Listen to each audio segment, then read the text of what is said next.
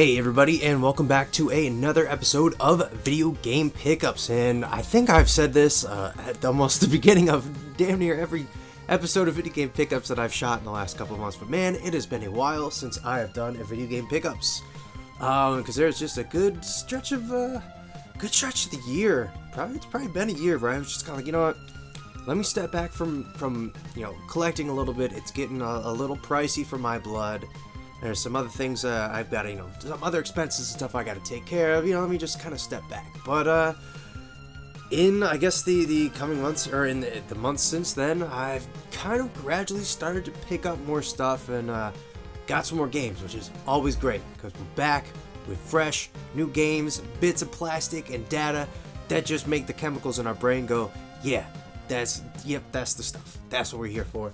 So, without further ado, let's get into this small stack of games I got here. Been doing a lot of PlayStation collecting recently. I've kind of, I have a good majority of the Super Nintendo and Super Famicom games that I really want. I'm now kind of in that tier of games where it's like, alright, I've got to set aside money to start collecting the things I want. I'm like, I kind of want to get that game boxed, or this one's just already kind of somewhat expensive. Let me save up a little and then see what deals I can come across. So I've been focusing on building up my PlayStation collection, and the first thing that I added to my collection recently is Namco's Smash Court, and just look at this awesome cover. Oh my god, it's so aesthetically pleasing. It's like a straight up vaporwave album cover with like the fish and the beach. It's really, really cool. Really love it. Oh, and to add to the aesthetic, open it up, and the game is the top of like a little tennis ball container with a little thing, what do you call it? A little cap to open it. Really cool. Really, really cool. But yeah, Smash Court for the PlayStation. It's, unfortunately, aside from that awesome cover, it's a fairly mediocre 3D tennis game. I mean, there's only so much you can expect from a tennis game, but Sega's efforts on the Saturn and Dreamcast were far superior to Namco's efforts on the PlayStation 1 with Smash Court. There's like a slight delay between your swings, so it's not as responsive as you think it would be, leading to like many faults. So you go to serve and you completely miss, and it's kind of slow and lumbering, so it's not nearly as quick and arcadey as you would hope it would be. But that is only the first Smash Court game. There are two others on the PlayStation, of which I have not played, so maybe those are better. But yeah, Smash Court, I got it for $5, so I really can't complain. And I mean, honestly, that beautiful cover is something that's hard to pass up. So, Smash Court, I'm glad I added it to the collection. Before I get to my next PlayStation game, I want to talk about a digital-only game I recently got, or at least it's digital-only for the Switch. And that game is Alien Isolation. And now, if you're aware of how big of an Alien fan I am, you're surely thinking there's no way in hell you didn't already have a copy of this game. And you'd be right. I still own a copy of it on the PC. But the other night I was like, oh man, this is a pretty great game. Why not pick it up? It was on sale. Grabbed it for $9 on the Switch. I was like, yeah, I might as well have it. It's a fun game. I really enjoy it. And it's one that actually I just recently picked back up and finally beat just last night. So about 2 years ago, when I first got my gaming PC, that game and Aliens Colonial Marines were like the two first games I really wanted to play. They were on my immediate hit list. And I want to say I got about 5 hours into Alien Isolation back then. And then I kind of set the game down until maybe 2 weeks ago. I was sitting around at work. It was really, really slow, and one of the benefits of my job is when things are really slow and there's nothing to do, you can kind of do whatever. So I was like, you know what?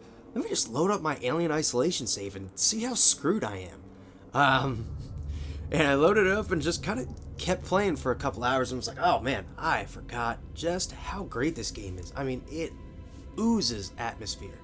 It absolutely perfectly captures that look and feel of the original Alien film, as you're wandering around the Sevastopol through all of these just dimly lit, cluttered and decaying areas of the Sevastopol, and kind of learning about just how quickly like the societal collapse happened within it as soon as shit hit the fan, and all the corruption going on behind the scenes. And of course, you're having to play a constant game of hide and seek against humans who are armed. Fucking working Joes. Goddamn, those things are terrifying and really fucking annoying. And of course, the aliens, the xenomorphs. Man, I've got to say, it is... I'm not big on stealth games, but holy shit, does this game ever nail like the perfect survival horror alien atmosphere of just wandering around this ship, keeping, taking looking over your shoulder, pulling out your tracker, and hiding for your life. Man, it's so good. But Alien Isolation, really, really good. Highly recommend picking it up if you've not played it. I mean, dear God, the game's almost been out for 10 years at this point. If you have not played it, do yourself a favor and play it. It's pretty great. Alright, moving on to our next game. Another one for the PlayStation, and one of which I'm going to review here in the future. Maybe that video will be out by now, maybe it won't. But that is Elemental Gearbolt. One of the best light gun games for the PlayStation 1. Up there with Time Crisis and so forth.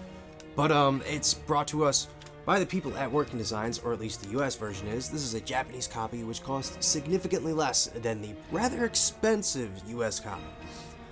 But it's great. You have this wonderful animated cutscenes, some pretty great English voice acting to really pull everything together to make it truly feel like 90s anime. And then some awesome and cinematic shooting.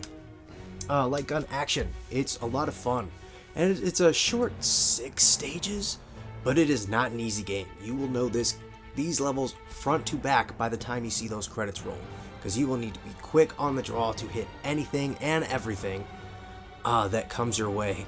The score in this game is fantastic. I mean, it's straight orchestral, beautiful, almost John Williams-esque sounding music. It really kind of ratchets up and builds this wonderful kind of tension and urgency to the game, as well as just kind of like overall grandiose feeling. I guess, if you don't have a CRT, don't bother grabbing this game, but if you don't mind emulation, you can play it with keyboard and mouse, which is what I did recently and had plenty of fun with it. I mean, it was responsive, worked really well for this game. So if you have no other way to play Elemental Gearbolt, emulation with keyboard, or emulation with a mouse as your light gun works perfect. But yeah, that is Elemental Gearbolt on the PlayStation 1. I believe the Japanese copy, this one at least cost me $35. I think it can go from anywhere between $30 to $40, which isn't bad for this classic game. Hidden gem, really. But it also has the distinction of being the most expensive and most rare game on the PlayStation 1, as there's a gold-plated version that comes in an actual suitcase with a gold-plated light gun. It's crazy. Look it up. It's ridiculous. But I know that goes for, I think, tens of thousands of dollars. It's ridiculous, but it's really cool. And last but not least is a game you just heard me talk about if you've seen the first episode of Off the Shelf, and that is Silent Hill 3. So, Silent Hill 3 for the PlayStation 2. Why did I buy this game? I do not own a PlayStation 2 at all, and this is the only PlayStation 2 game I have. Well, it's because I love the Silent Hill series. Silent Hill 2 is my favorite. Silent Hill 3 is a very, very close second. I love it to death. It's such a great game, really great follow through of the story of the first game, and it wraps it up nicely. But I got this because I really wanted to own a physical copy of the game, because I've only played the PC version, and that is basically abandonware at this point. And I was like, you know what, I really love this game. I want to get a copy of it.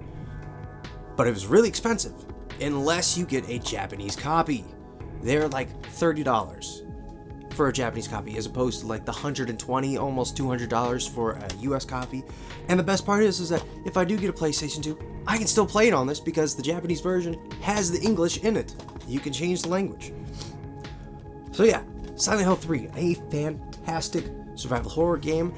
Probably somewhere in the top 10 best survival horror games of all time. Maybe, who knows? I would definitely be putting it up there somewhere. it's just so eerie and I don't know, just creepy.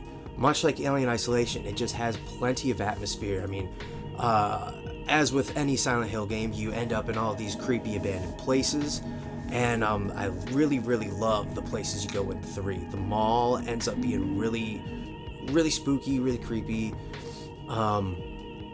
Of course, the enemy designs lend a lot to how great this game is. Like, the closer is really freaky looking, and then, but yeah, the enemies in this game are creepy. I absolutely love the story of this one.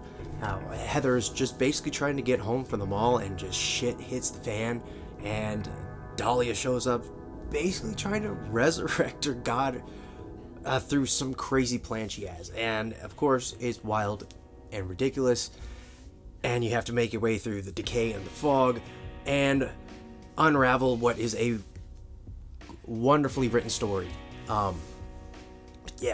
Silent Hill 3, fantastic game. If you for some reason have never played it and you want to hear me talk about it more, check out the first episode of Off the Shelf where I talk about it, and hopefully that'll sell you on the game to play it. But anyways, I think that's going to do it for this episode of Video Game Pickups. Got some good stuff today, and I'll be back with more good stuff in the future. Until then, I'll see you around. Hey, thanks for watching. If you like this episode, consider checking out these other videos right here, or even subscribing. Also, if you'd like to throw me a couple of bucks, you can support the show on Patreon.